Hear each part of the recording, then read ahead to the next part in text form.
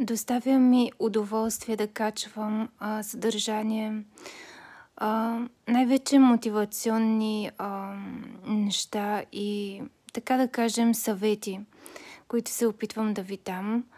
Но реално и аз съм човек.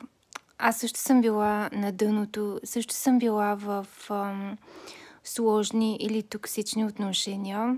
В даден период от живота ми също съм имала своите проблеми и трудности. И знам какво е всичко това, което казвам реално. Аз съм го изживяла на свой гръб. И именно това е, което най-много ни помага, когато изживеем нещата на свой гръб, като свой личен опит.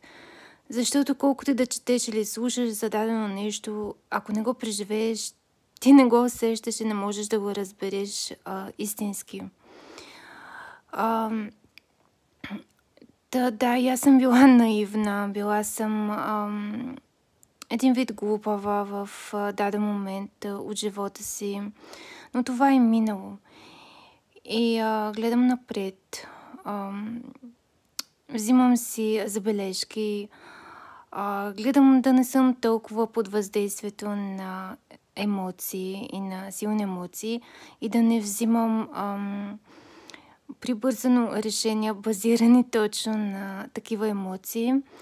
И това съветвам и вас.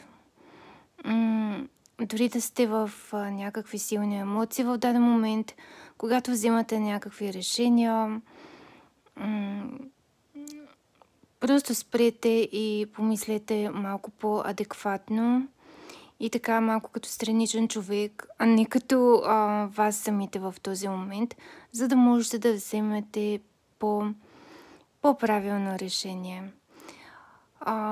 Взимаме си забележки, взимаме си уроци и се надяваме да не повтаряме грешки отново, защото именно това е важното, да извлечем ползата.